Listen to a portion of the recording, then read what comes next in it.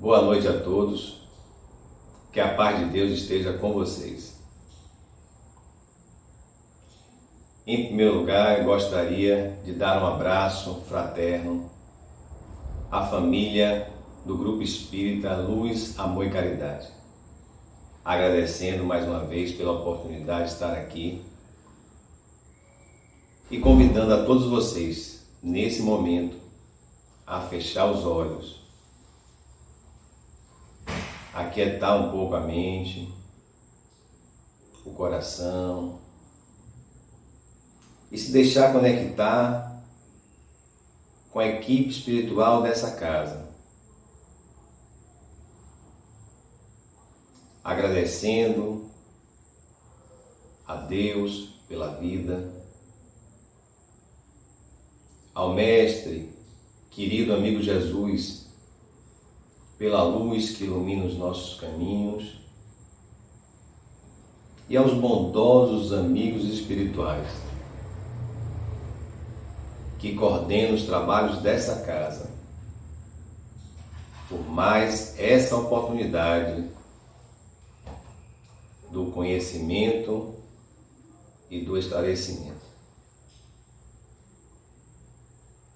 Que assim seja.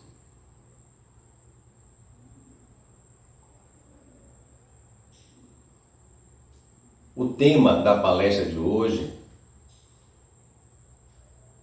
faz parte de um dos capítulos do Evangelho segundo o Espiritismo. O Evangelho segundo o Espiritismo é uma das obras da codificação, é a terceira obra da codificação. Eu digo sempre que o Evangelho foi a obra que me trouxe de volta à doutrina espírita. Foi a obra que eu mais me identifiquei das 5 obras da codificação. Mas depois de estudar o Evangelho, eu percebi que eu não poderia ficar apenas no Evangelho. Eu percebi que a doutrina espírita tem as 5 obras, mas as 5 obras fazem parte de uma obra maior, dividida em partes. E cada parte dessa é um dos livros da codificação. E não tem como eu aprofundar o estudo da doutrina sem estudar todas as 5 obras. Eu posso me identificar com uma, mas não posso ficar limitado apenas a essa obra. Até porque os 3 aspectos da doutrina nós iremos encontrar nas 5 obras. E uma vai complementar a outra. Vai ajudar a consolidar o conhecimento. E hoje, no Evangelho segundo o Espiritismo, o capítulo que nós iremos abordar é exatamente o capítulo 19, cujo título é A Fé Transporta Montanhas. E o tema específico de hoje é o poder da fé, que está exatamente nesse capítulo do Evangelho, onde Kardec vai trazer as explicações das passagens do Evangelho. Nesse caso específico, Kardec escolheu o Evangelho de Mateus, mas essa passagem que Kardec traz do Evangelho de Mateus, nós também iremos encontrar tanto no Evangelho de Lucas como no Evangelho de Marcos, mas Kardec escolheu dos 3 evangelhos a passagem que se encontra no Evangelho exatamente de Mateus. E ele começa, como em todos os capítulos do Evangelho, ele começa exatamente trazendo essa passagem do Evangelho que ele escolheu. Nesse caso específico do Evangelho de Mateus, capítulo 17, que vai do versículo 14 ao versículo 20. E aí eu vou ler aqui inicialmente para a gente poder se localizar no Evangelho, e aí eu dividi em 2 partes.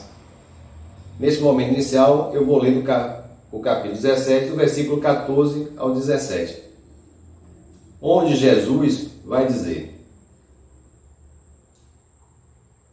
e Mateus vai trazer para a gente: quando ele veio ao encontro do povo, um homem se lhe aproximou e, lançando-se de joelhos a seus pés, disse: Senhor, tem piedade do meu filho.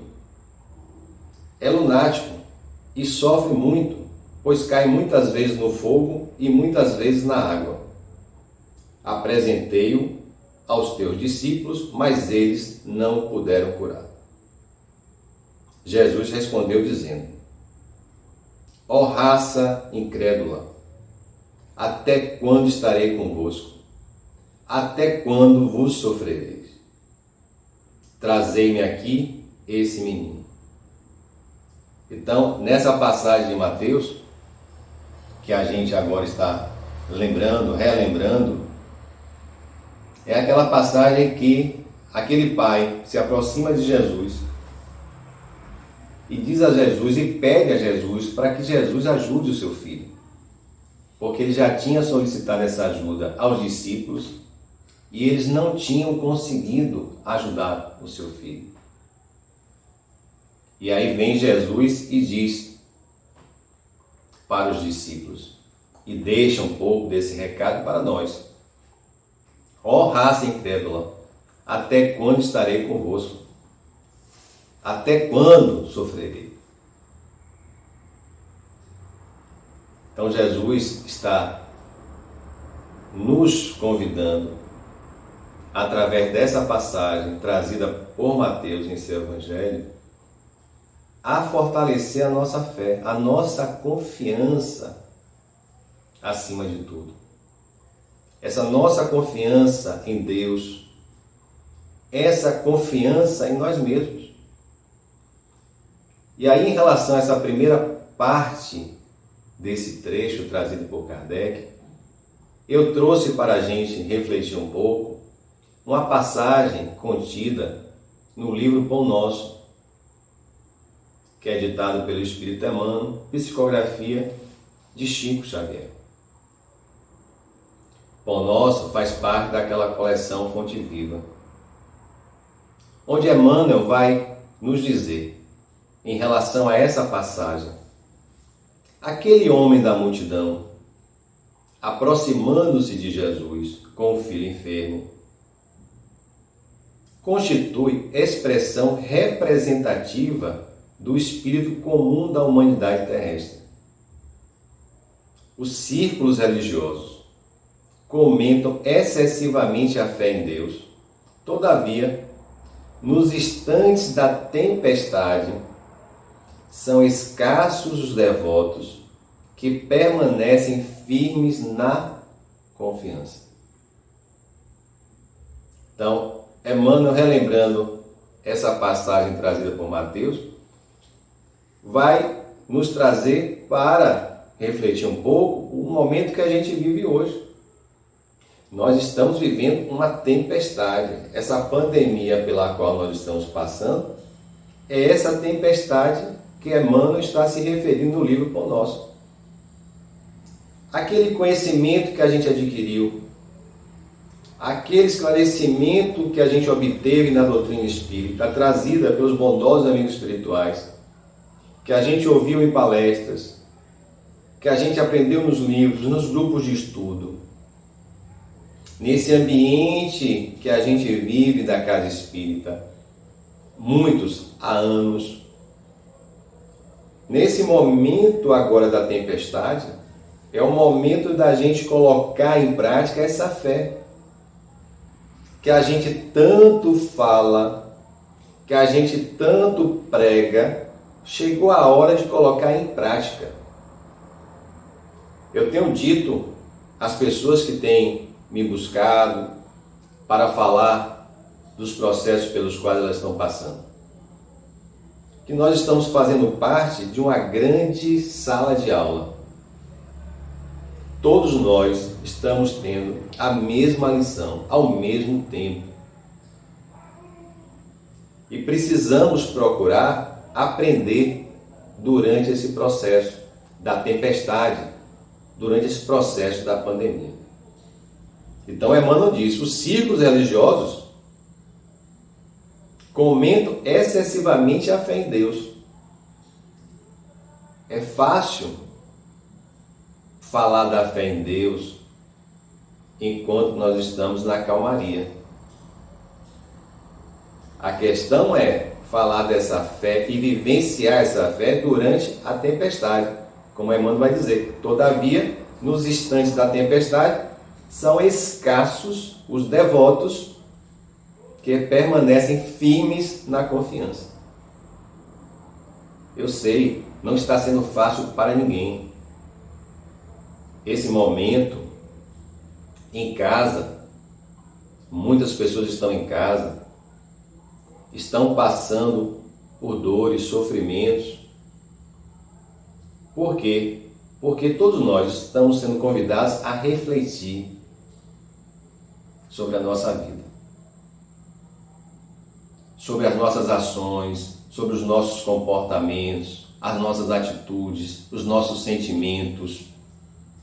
E essa reflexão e essa viagem para dentro de nós tem criado uma tempestade maior do que a própria pandemia externa. Então, que a gente permaneça confiante em Deus, para que a gente possa sair dela mais fortalecidos, mais esclarecidos.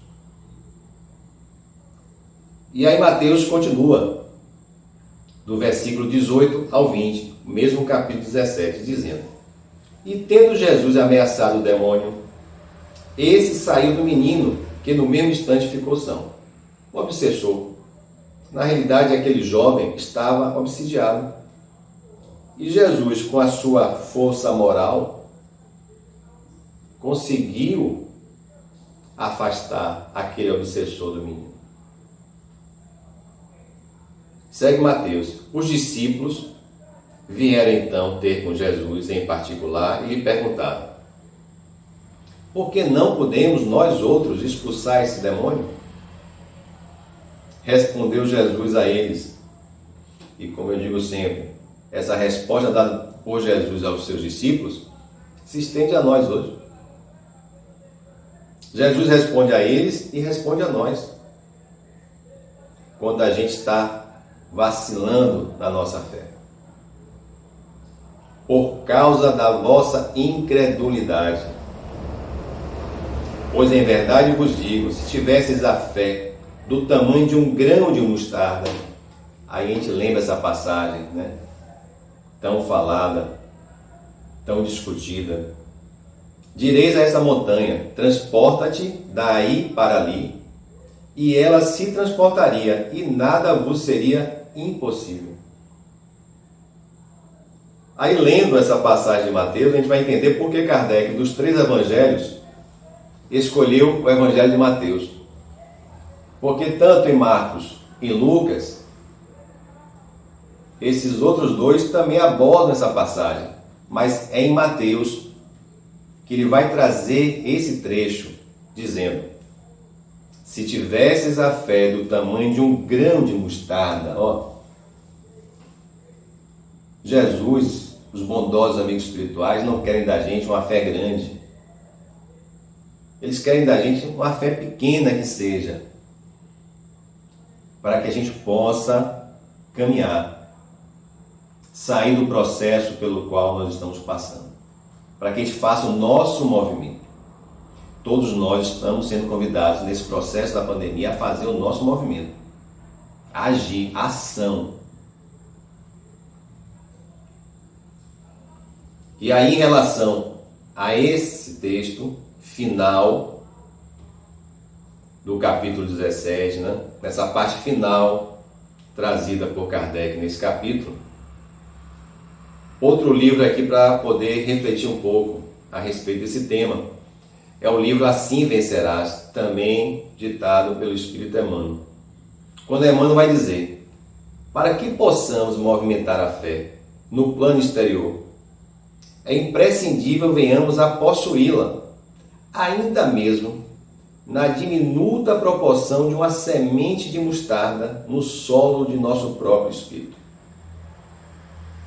Então, para que a gente possa falar dessa fé, para que a gente possa verbalizar essa fé, externalizar essa fé, é necessário que a gente possa plantar essa fé dentro de cada um de nós.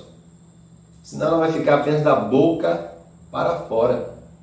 E aí eu lembro de uma passagem no final do Sermão da Montanha, que também está no Evangelho de Mateus, que vai do capítulo 5 ao capítulo 7, quando Jesus, ao final de trazer aquelas belas mensagens, ele vai dizer para as pessoas que estavam ouvindo que aquele que ouve a sua mensagem e busca praticar, não fica só na verbalização, vamos dizer assim.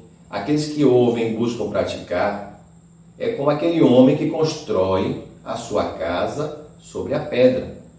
Pode vir a tempestade, a ventania que for, a casa permanece firme.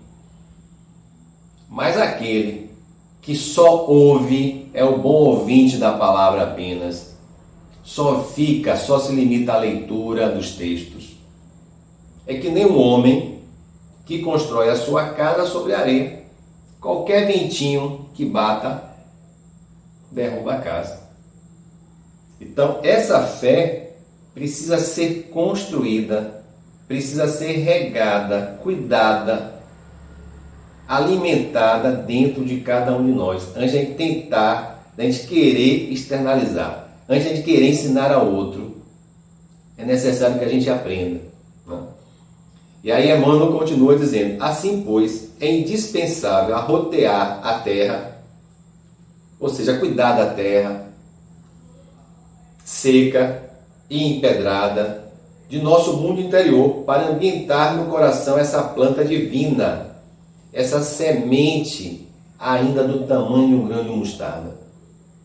Então é necessário a gente cuidar dessa semente para que ela possa crescer, florescer e dar frutos para o nosso próprio bem. E o que está acontecendo hoje, como já falei, não está sendo um momento fácil, mas está sendo uma prova, não é uma punição. Não encarem o processo pelo qual a humanidade está passando como uma punição, mas como uma grande oportunidade de aprendizado. Mas para que a gente possa aprender, é necessário que a gente tenha paciência e confiança em Deus, acima de tudo. Fortaleça essa fé. Tem uma passagem no livro Pelos Caminhos de Jesus, Encontro de Reparação, capítulo 15, onde Amélia Rodrigues vai trazer uma passagem do diálogo de Jesus com a mulher adúltera. Aquele relato trazido no Evangelho de João sobre o quase apedrejamento. Amélia Rodrigues vai buscar no plano espiritual informações, pesquisas, e vai trazer o que ocorreu após aquele quase apedrejamento. Quando à noite aquela mulher busca Jesus. E quando ela busca Jesus, ela busca desesperada como nós, muitas vezes. A gente busca ela desesperada, sem rumo, sem luz, como ela diz, sem roteiro, sem esperança. E o que é que Jesus diz para ela? Exatamente isso. Que a primeira providência a ser tomada, as providências iniciais para a nossa recuperação, para a nossa cura, é a paciência e a confiança em Deus. Nós precisamos, nesse momento pelo qual nós estamos passando, demonstrar essa confiança que a gente fala tanto que tem em Deus. Onde é que está essa confiança em Deus? É fácil falar, dizer que Deus, acredita em Deus, que Deus é amor, que Deus é Pai, que quer o nosso bem, sim. E aonde é que está essa confiança nesse momento pelo qual nós estamos passando? Se a gente tem acordado questionando Deus, se a gente tem passado o dia questionando Deus, se a gente vai dormir questionando Deus, por tudo isso que está acontecendo, aonde é que está a nossa fé? Então que a gente comece a refletir sobre isso. Então o tema de hoje dado, escolhido pela equipe da casa, doutrinária da casa, com certeza foi intuído pela espiritualidade, Porque é um tema atual que a gente precisa estar discutindo, que a gente precisa estar refletindo diariamente. Não pense que para mim também é fácil o que estou falando, não. Eu tenho as minhas dificuldades, eu tenho as minhas limitações, eu estou também me esforçando. A prova é para todos nós. Percebo, a pandemia não excluiu ninguém. Está sendo uma lição para todos. E aí, diante dessa questão da fé, eu lembrei e trouxe aqui também para a gente refletir, e aí eu vou trazer novamente Emmanuel, né? Emmanuel, esse grande espírito que traz o Evangelho para a gente vivo, né? Emmanuel traz o Evangelho de uma forma que a gente viva esse Evangelho. Esse Evangelho segundo o Espiritismo que nós temos aqui na nossa mão, essa ferramenta que a doutrina espírita nos colocou na mão, não é para a gente esquecer na cabeceira da cama, dentro de uma gaveta, na prateleira de um armário, não. É para a gente buscar vivenciar ele. Então, Emmanuel traz o Evangelho dessa forma viva. E aí ele traz, em um dos capítulos do livro Caminho, Verdade e Vida, que também faz parte daquela coleção Fonte Viva, aquela passagem de Jesus, quando ele está no barco, dormindo, segundo a passagem, descansando, provavelmente refletindo, meditando. E os discípulos estão no barco e vem a tempestade. É o que está acontecendo com a gente. Aí vem a tempestade. O que é que eles fizeram? No lugar de se aquietarem, confiarem, né? Refletirem. Não, se desesperaram e acordaram Jesus. E aí Lucas, no seu Evangelho, capítulo 8, versículo 25, vai trazer o questionamento feito por Jesus aos discípulos. E disse-lhes Jesus, né? Onde está a vossa fé? Então, naquele momento que ele estava no barco e os discípulos chegam para ele e pedem socorro a ele, porque a tempestade está envolvendo eles. É o que está acontecendo com a gente. Jesus questiona eles e questiona nós. Onde está a nossa fé? Jesus perguntou a ele, onde está a vossa fé?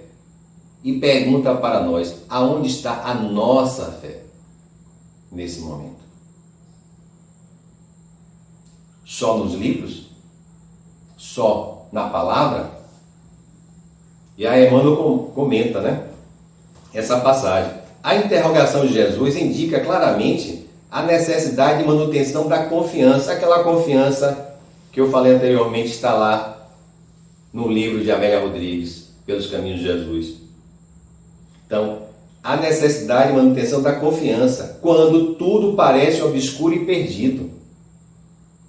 Em tais circunstâncias, surge a ocasião da fé, no tempo que lhe é próprio. É nesse momento obscuro que a gente tem que demonstrar a fé. Então, a necessidade de manutenção da confiança é quando tudo parece perdido. É que a gente tem que tirar de dentro da gente aquela fé que a gente regou, que a gente construiu. É nesse momento que a gente tem que demonstrar. É em tais circunstâncias, diz Emmanuel, que surge a ocasião da fé, de demonstrar a fé, de comprovar a fé, de exemplificar a fé, de vivenciar a fé. E aí Kardec comenta, como vocês sabem, no Evangelho, em todos os capítulos, ele traz um trecho de um dos Evangelhos, seja de Marcos, Mateus, João ou Lucas, e depois ele faz um comentário a respeito daquele trecho do Evangelho. E nesse capítulo, ele abre o seu comentário dizendo, em relação a esse texto de Mateus, no sentido próprio, é certo que a confiança nas suas próprias forças torna o homem capaz de executar coisas materiais que não consegue fazer quem duvida de si. Então ele diz, no sentido próprio, essa confiança em si mesmo É aquela força que faz com que o homem, que faz com que a gente realize os nossos objetivos. Alcance os nossos objetivos materiais. Mas aí ele vai dizer adiante, Kardec. Aqui, porém, nessa passagem escolhida por ele, aqui, porém, unicamente no sentido moral se deve entender essas palavras. Por quê? Aí ele vai explicar. As montanhas que a fé desloca são as dificuldades, são as resistências, a má vontade, em suma, com que se depara da parte dos homens, ainda quando se trate das melhores coisas. Então, essa fé que transporta a montanha, que está no Evangelho de Mateus, por isso que eu disse a vocês, está nos 3 evangelhos, Mateus, Lucas e Marcos. Mas Kardec escolheu exatamente Mateus para trazer essa passagem, porque Mateus é o único que fala dessa questão da fé que transporta montanhas. Então, Kardec vai dizer, então, no sentido moral, é que precisamos refletir também sobre essa passagem. Essas montanhas que a fé desloca são as montanhas das nossas dificuldades. As dificuldades que nós temos hoje de entender, de rever os nossos comportamentos, de fazer diferente, de se adaptar à nova realidade. As resistências, que são os maus hábitos que a gente traz ainda de vidas passadas, dessa vida, que se tornam obstáculos, que dificultam a nossa caminhada, a nossa evolução, a nossa transformação. A má vontade, às vezes, também. E os Espíritos vão dizer, muitas vezes, no Livro dos Espíritos e em outras obras espíritas, o que nos falta muitas vezes para a nossa transformação é a boa vontade. Nós podemos fazer um pequeno esforço, até do tamanho de um grão de mostarda. Mas para que a gente faça esse esforço, que seja mínimo, pequeno, é necessário, acima de tudo, a boa vontade. E o que está nos faltando não é tempo, não é conhecimento, é vontade de mudar. E aí Adenauer, no seu livro Psicologia do Evangelho, onde ele faz um estudo de cada capítulo do Evangelho, é um livro interessante, aconselho a leitura, ele vai dizer, em relação a essa passagem, em relação a esse capítulo 19 do Evangelho segundo o Espiritismo, a fé remove as montanhas do orgulho, da vaidade, do egoísmo, dos medos e incertezas futuras.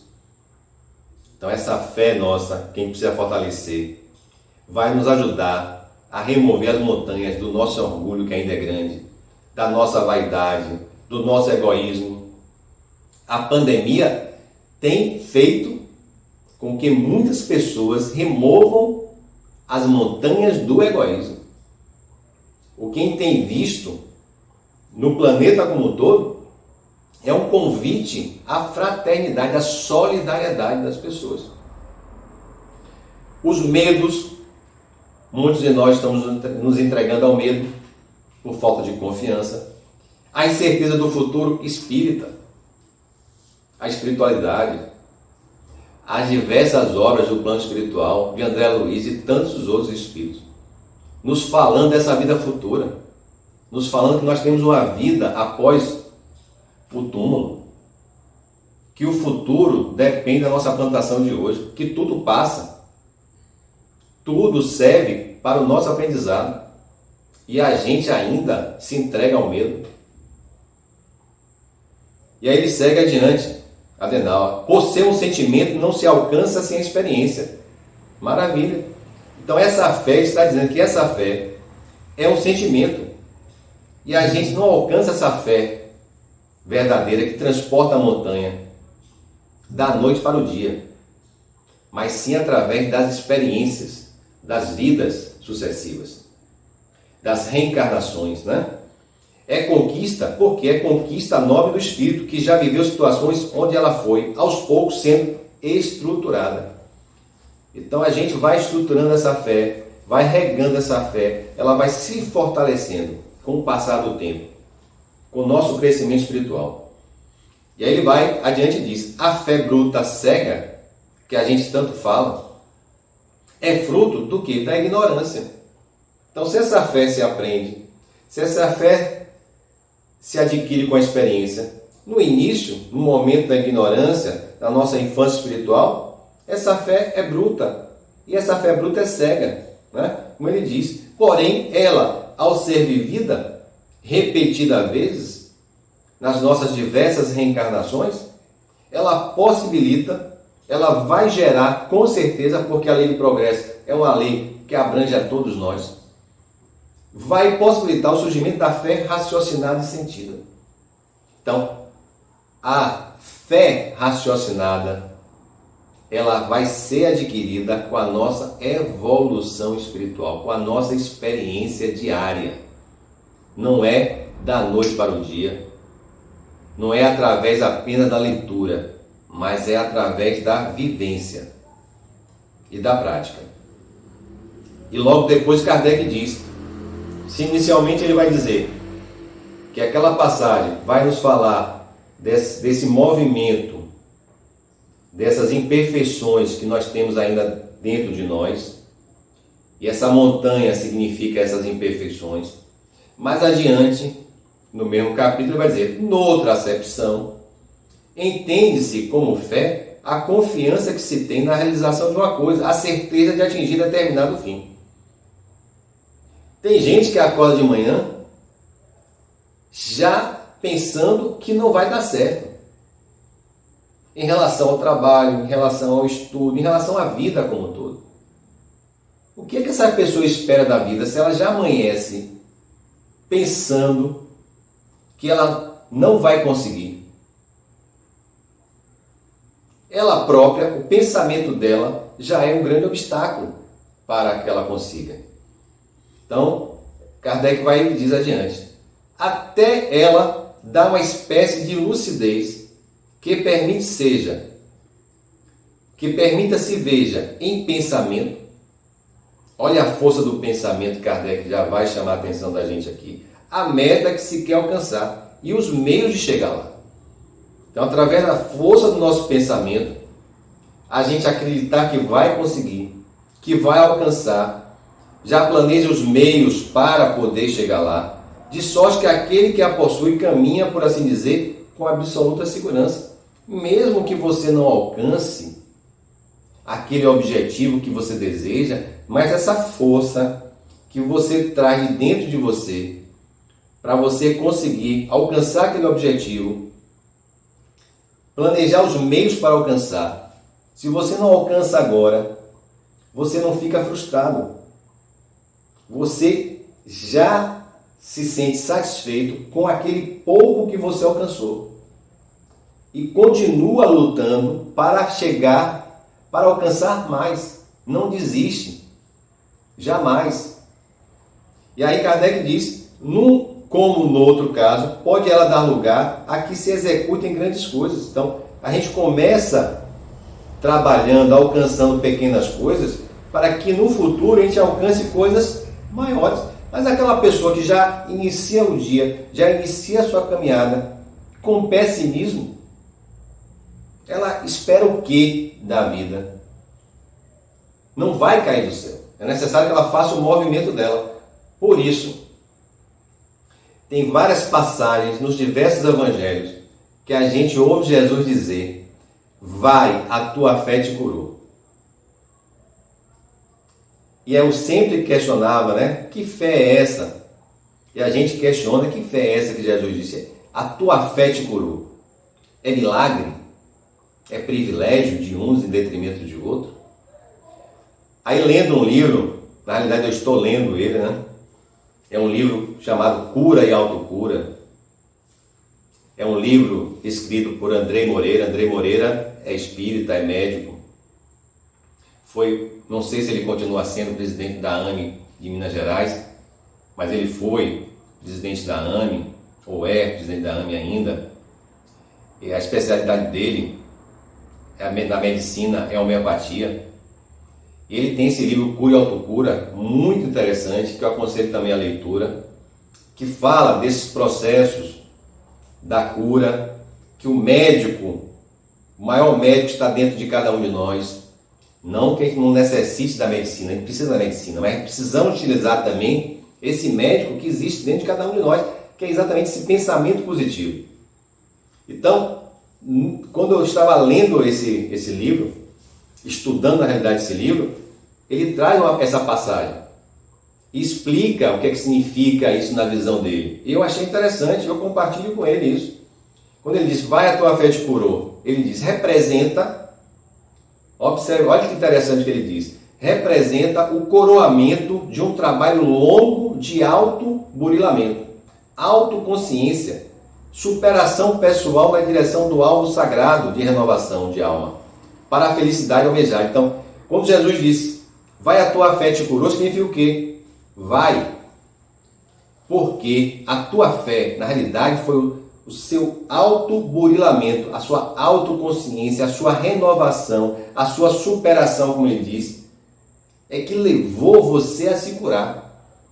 O que vai fazer com que a gente se cure das nossas enfermidades, principalmente morais, que são as verdadeiras enfermidades que geram as outras, são as enfermidades espirituais. O que vai fazer com que a gente se cure dessas enfermidades é a nossa mudança, é o nosso crescimento espiritual, é a nossa renovação, a nossa transformação, a nossa autoconsciência. Quando Jesus vai, a tua fé te curou, ele quer dizer o quê para aquela pessoa que ele aparentemente curou, mas que ele joga o crédito para a pessoa?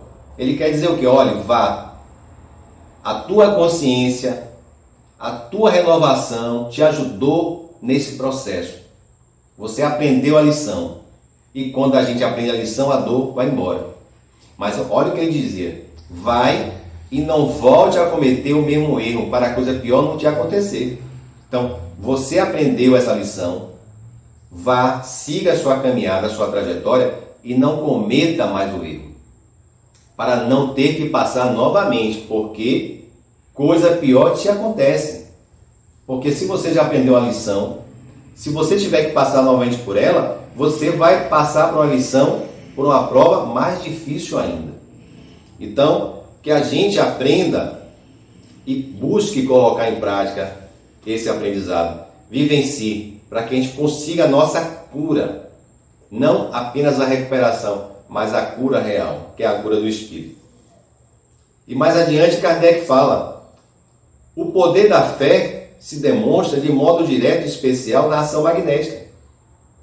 Fé está ligada a pensamento.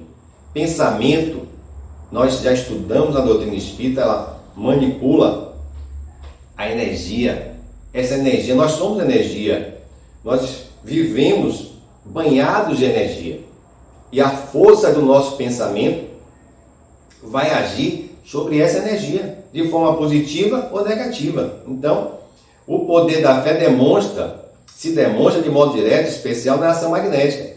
Por seu intermédio, vai dizer Kardec, o homem atua sobre o fluido, o agente cósmico universal, essa energia que banha o universo, modificando-lhe as qualidades e lhe dando um impulso, por assim dizer, irresistível. Então ele modifica a qualidade dessa energia através do pensamento, dessa força do pensamento.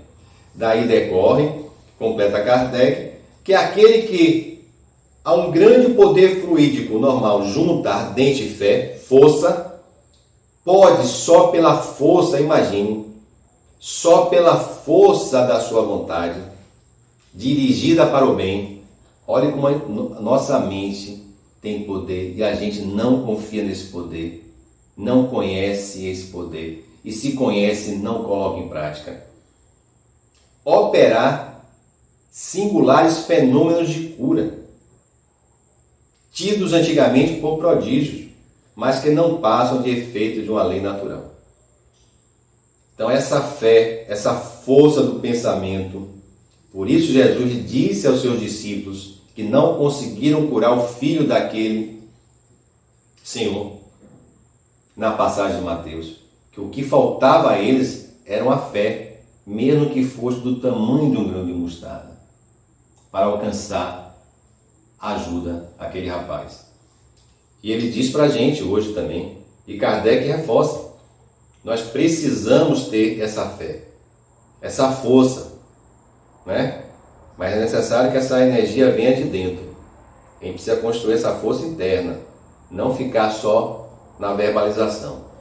E Eliseu Rigonati, que faz um estudo do Evangelho de Mateus, na sua obra O Evangelho dos Humildes, vai falar em relação a essa passagem também, dizendo: o cultivo da fé, isto é, da confiança ilimitada na bondade de Deus, na bondade divina, na bondade desse Pai, que é Pai, mas que é amor, que não quer o nosso mal, só quer o nosso bem. Desenvolve dentro de nós, em cada um de nós, uma alta força magnética. Então, quando a gente confia nesse Pai, confia com segurança, sem vacilar, a gente cria dentro da gente uma força magnética que a gente consegue passar pelas tempestades, pelas ventanias, pelas dificuldades, pelas dores e sofrimentos, de uma forma mais equilibrada. E aí ele segue e diz que, convenientemente usada pela nossa vontade, é capaz de operar prodígios, sempre que for utilizada para beneficiar nosso próximo. Então, essa força que a gente tem dentro de nós precisa ser utilizada para o bem, para a prática do bem, e não para o mal. Porque, a depender de como a gente utilizar essa força, vai fazer mal em primeiro lugar a mim, vai fazer bem em primeiro lugar a mim. E Kardec segue trazendo, nesse mesmo capítulo, do ponto de vista religioso, trazendo a fé para o campo da religião. A fé consiste na crença em dogmas especiais, que constituem as diferentes religiões. Todas elas têm seus artigos de fé. Sobre esse aspecto, pode a fé ser raciocinada ou cega, aquela questão da fé raciocinada ou cega. Nada examinando, nada questionando, a fé cega aceita sem verificação, assim o verdadeiro como o falso, porque ela não questiona, só aceita cegamente, e a cada passo se choca com a evidência e a razão. Levado ao excesso, produz o tal fanatismo. Então, essa fé cega, um dia, quando a ciência mostrar que ele está errado, ele vai perceber que aquela crença, naquele determinado dogma, ele não vai conseguir se manter. Por isso que Kardec vai dizer: se algum dia a ciência falar algo diferente daquilo trazido pelos espíritos, daquilo trazido pela doutrina espírita, larga e siga a ciência. E a confiança é tão grande que ele vai colocar aqui na folha de rosto do Evangelho, chamando a atenção a respeito disso. Fé inabalável só é a que pode encarar frente a frente a razão em todas as épocas da humanidade. Então, quando a sua fé é raciocinada, quando a sua fé é segura, como ele diz aqui, quando a fé é inabalável, ela pode encarar frente a frente a razão em qualquer época da humanidade. Já essa fé cega aqui, falada por ele, em determinada época da humanidade, ela é aceita. Mas com o passar do tempo, o próprio crescimento espiritual da humanidade vai fazer perceber que aquela fé, naquilo que antes era considerado verdade, agora não tem como mais se manter. E aí Kardec, em umas viagens espíritas, no livro Viagem Espírita, em algumas viagens realizadas por ele, na época de 1862, pelo interior da França, onde ele foi, na realidade, conhecer como é que estava o Espiritismo no interior da França, como estava evoluindo o Espiritismo no interior da França, ele chegou a dar algumas palestras, alguns depoimentos, e nesse livro em si, Viagem Espírita em 1862, tem alguns trechos dessas falas de Kardec. É um livro também muito interessante para a gente fazer uma leitura. Apesar de ser em 1862, tem coisas que Kardec diz ali que são atuais. Então, em um dos trechos trazidos nesse livro, Kardec diz, na sua fala, a fé cega, falando da fé cega, teve sua razão de ser, direi mesmo, a sua necessidade, mas em um certo período da humanidade. Se hoje ela não basta mais para fortalecer a crença, é porque está na natureza da humanidade que assim deve ser. Então Kardec vai dizer, nesse discurso dele, contido nesse livro, que a fé cega, em uma determinada época da humanidade, foi necessária. Mas hoje não é mais. Como aquela visão de Deus na época de Moisés foi necessária para o povo daquela época, para os espíritos encarnados naquela época. Mas aquela visão de Deus da época de Moisés não é mais aceitável hoje, na condição espiritual que a gente se encontra. Da mesma forma, a fé cega. É como Kardec está colocando aqui. E aí ele diz, no livro O Evangelho segundo o Espiritismo, nesse mesmo capítulo, que somente a fé, que se baseia na verdade, é o que ele coloca na folha de rosto do Evangelho, somente a fé que se baseia na verdade garante o futuro, porque nada tem de temer do progresso, das luzes do progresso, dado que o verdadeiro hoje será verdadeiro amanhã. O verdadeiro na obscuridade também é verdadeiro à luz. O verdadeiro de ontem é o verdadeiro hoje. Cada religião pretende ter a posse exclusiva da verdade. Esse é o grande problema. Preconizar alguém a fé cega sobre um ponto de crença é confessar-se impotente para demonstrar que está com a razão. Então, cada religião, em várias épocas da humanidade, quis deter a posse da verdade. A doutrina espírita não quer deter a posse da verdade. Ela traz as explicações trazidas pelos espíritos, pelos bondosos amigos espirituais, mas ela diz que essa verdade ela vai ser conhecida com o passar do tempo, com a nossa evolução espiritual. O que os espíritos trouxeram para a gente é aquilo que a gente consegue captar e entender. Mas cada vez que a gente evoluir, chegarão informações mais adiantadas, esclarecimentos mais adiantados, porque nós vamos estar preparados para entender. Não adianta trazer toda a verdade de uma vez só, que a gente não vai ter condições de assimilar, né? E aí Kardec, nesse mesmo trecho desse discurso, no interior da França, ele vai dizer, é nesse momento que chega o Espiritismo. Então o Espiritismo chegou, as informações trazidas do mundo espiritual chegou, como uma âncora salvadora, como um achorte aceso nas trevas de sua alma. Vem tirá-lo da dúvida, vem preencher o horror do vazio, não com uma esperança vaga, porém com provas irrecusáveis, resultantes da observação dos fatos. Vem reanimar sua fé, não apenas dizendo, crede, pois isso vos ordeno, mas vede, tocai, compreendei e crede. É o que Kardec sempre disse, não basta crer, é necessário compreender acima de tudo, para que a nossa fé não seja mais cega, mas seja uma fé raciocinada, esclarecida, que a gente construa com o passar do tempo. E ao final de cada capítulo do Evangelho, se ele começa com um trecho de um dos Evangelhos, traz alguma explicação, traz uma reflexão sobre aquele tema, ao final ele traz a instrução dos Espíritos. Nesse capítulo propriamente dito, tem duas instruções trazidas por dois Espíritos.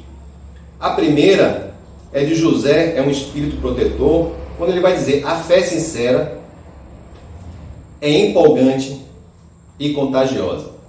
Quando a fé vem de dentro, não sai apenas pela boca, mas está dentro do nosso coração, né? Comunica-se aos que não a tinham, ou mesmo não desejariam tê-la.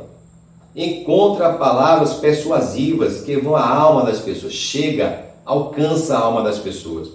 Ao passo que a fé aparente, aquela que é da boca para fora, usa de palavras sonoras que deixam frio e indiferente quem a escuta.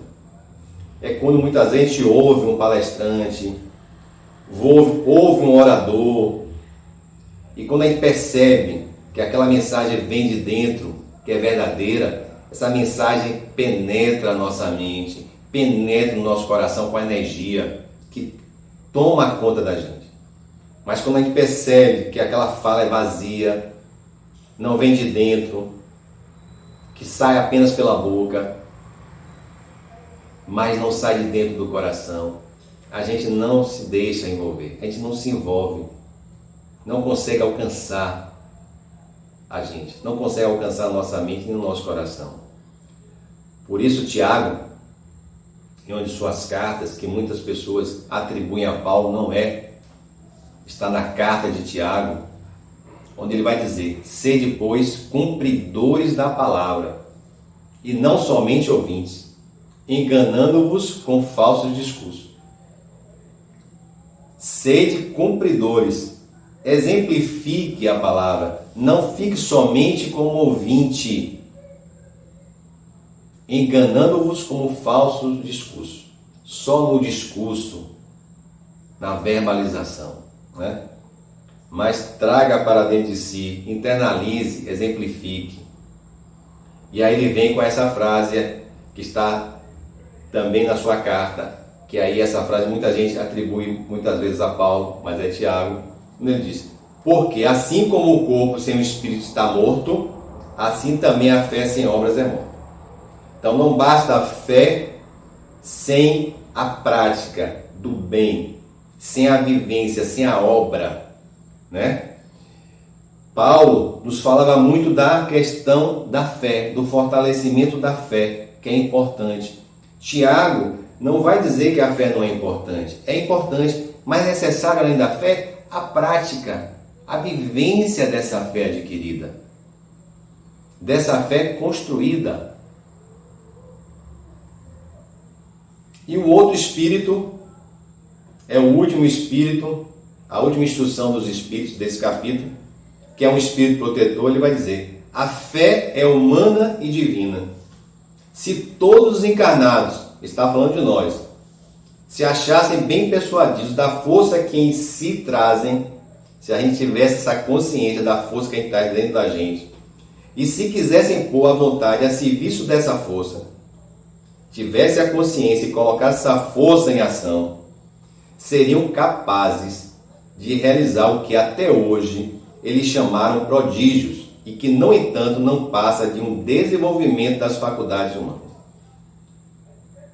Então ele deixa para nós, ao final desse capítulo, essa reflexão, que a gente tem uma força dentro de nós, que precisamos colocar essa força em prática, em ação, para vencer os obstáculos da nossa caminhada. E fechando, não poderia deixar de trazer Joana, no seu livro Jesus e o Evangelho à luz da psicologia profunda. É um livro, se o Psicologia do Evangelho de Adenauer ele faz um estudo de cada capítulo do Evangelho segundo o Espiritismo, Joana também, nesse livro, Psicografia de Divaldo, né? Jesus e o Evangelho à luz da psicologia profunda, ela vai fazer também um estudo de cada capítulo do Evangelho segundo o Espiritismo. E nessa reflexão, nessa análise desse capítulo 19 do Evangelho segundo o Espiritismo, que é o nosso tema de hoje, Joana vai nos trazer a fé em Jesus. Era a certeza do próprio poder, da perfeita sintonia com Deus, a quem recorria sempre que necessário, sabendo por antecipação dos resultados que seriam colhidos. Jesus tinha essa fé, essa confiança em Deus. Essa confiança que a gente precisa encontrar, que a gente precisa ter. A fé é força que se irradia como energia operante e, por isso, consegue remover as montanhas das dificuldades, dessas dificuldades pelas quais nós estamos passando. aplainar as arestas dos conflitos pelos quais nós estamos passando, conflitos externos e conflitos internos. Minar as resistências que se opõem à marcha do progresso. Os obstáculos que se opõem à marcha do crescimento. Nosso, individual e do planeta no qual nós vivemos. Então, esse capítulo de hoje do Evangelho segundo o Espiritismo, a fé transporta montanhas. É um convite para todos nós que precisamos remover as montanhas das nossas imperfeições, para que a gente possa crescer, evoluir.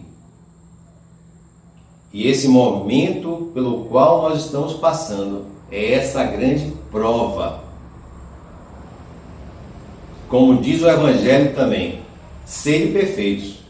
Um dia todos nós seremos perfeitos. Um dia todos nós seremos espíritos perfeitos. Mas é necessário que a gente faça as nossas escolhas. É necessário que a gente passe, transponha os obstáculos para a gente alcançar essa perfeição. Só depende de cada um de nós. Então, que a paz, o amor e a alegria